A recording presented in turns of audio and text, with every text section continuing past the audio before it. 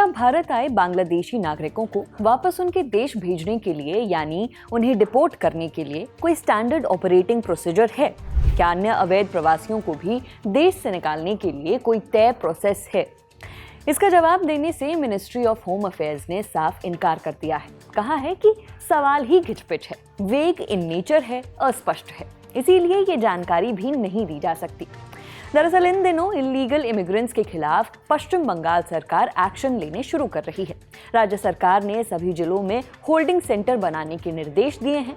यहां उन लोगों को रखा जाएगा जिनकी डिपोर्टेशन प्रक्रिया पूरी होने तक राज्य सरकार उनको हिरासत में रखना जरूरी समझ रही है।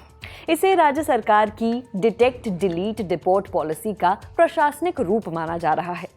ऐसे में इंडिया टुडे ने एक आरटीआई दायर की, पूछा क्या बांग्लादेशी नागरिकों के डिपोर्टेशन के लिए कोई एसओपी या गाइडलाइन है?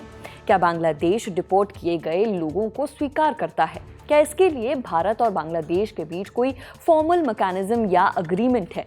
पिछले 25 सालों में कितने बांग्लादेशी नागरिकों को डिपोर्ट किया गया? फिलहाल हिरासत में रखे गए लोगों की संख्या कितनी है?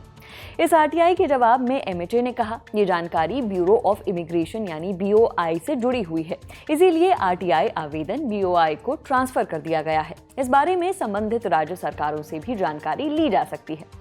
हालांकि यहाँ पेच ये है कि ब्यूरो ऑफ इमिग्रेशन खुद आरटीआई एक्ट के दायरे से बाहर है। सिर्फ भ्रष्टाचार या ह्यूमन राइट्स वायलेशन जैसे मामलों में ही बीओआई से जानकारी मांगी जा सकती है। अब बात बांग्लादेशी नागरिकों को डिपोर्ट करने के लिए किसी एसओपी या भारत बांग्लादेश के बीच फॉर्मल अग्रीमेंट की। इन सवालों के जवाब में एमएचए ने कहा, मांगी गई जानकारी वेग यानी अस्पष्ट है, इसीलिए जानकारी देना संभव नहीं है। हालांकि आरटीआई से ये जरूर मालूम पड़ा कि अवैध विदेशी नागरिकों की पहचान, उनकी आवाजाही पर रोक और डिपोर्टेशन की पावर पहले ही राज्यों और इमिग्रेशन अधिकारियों को दी जा चुकी है।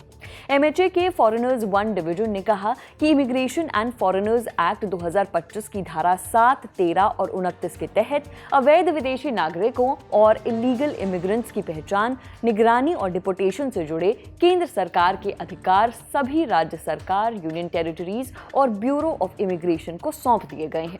लेकिन ऐसे में जब कई राज्यों में अवैध प्रवासियों के खिलाफ अभियान तेज हो चुका है, ट्रांसपेरेंसी और क्लियर प्रोसेस की मांग भी तेज है, तब एमएचए का ये जवाब जरूर चर्चा में है। खबर में फिलहाल इतना ही। मेरा नाम है नेहा धीमान। देखते रहिए दी लल्लन टॉप। शुक्रिया।